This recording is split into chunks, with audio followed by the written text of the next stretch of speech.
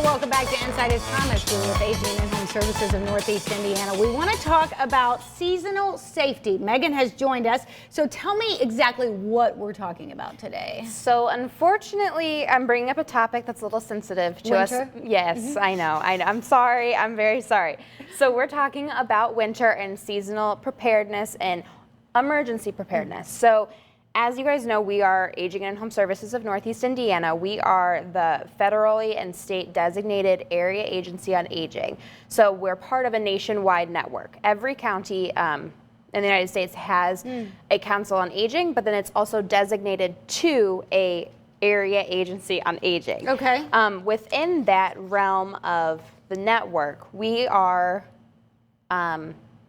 in charge of creating an area plan, and part of that area plan is that disaster preparedness, emergency preparedness for things like weather, things like in the summertime when tornadoes come and crazy rainstorms. We were talking when we were doing some notes that 2012, like derecho, that crazy storm that knocked out power. You have to prepare for those things, especially when you're working with a vulnerable population.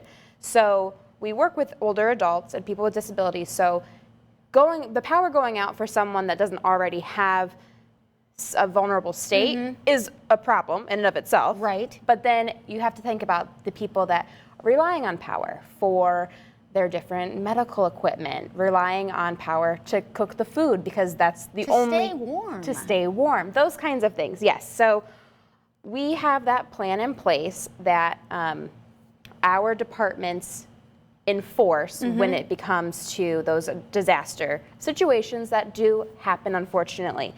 So when we're looking at winter, you said it perfectly, warmth. That's really the main thing.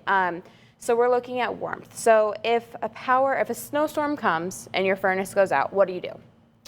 Well, at my house, we start a fire because we have a wood burner. Yes. But those people that don't have cannot do that. So then you have to think about that. So well, even if they do have it, at some point in your life, you can't, it's not feasible for you to do the physical part of that. Right, right. So we're looking at different things from all types of angles. So for us, we look at the nutrition side of things. So anyone getting like home delivered meals, we prepare ourselves in the winter and we do shelf stable meals.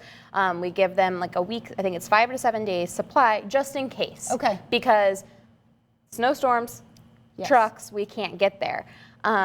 So we get that at the beginning of the winter season just to prepare. And then we also have our case management staff who will regularly check in. That is like our requirement. And that emergency plan is to keep in that like constant contact of keeping up with them, checking and identifying risks that do come up because they are different with different elements. Sure. And it makes sense that if somebody is one of your clients and during the warmer months they can still perhaps go out on their porch where the neighbors see them or get out and take a walk in the neighborhood. Not something you're doing in the winter, so if something happened and there was no one contacting them, it could go a long time. Right.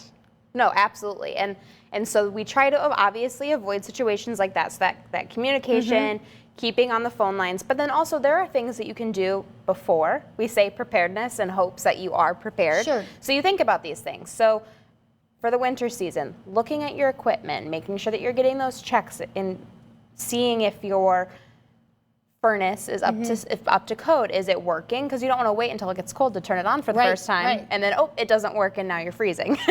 It's better to be proactive than reactive. That is a very good point. So we have some different resources when you call into our ADRC where we can connect you with different local agencies here in Fort Wayne and in your different communities and connect you to find a resource to make sure that you are ready to go.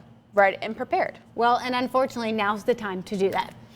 As I'm sorry. Up here. It is cold. Well, we want to continue this discussion with Dana from NIPSCO. Stick with us. We'll be right back.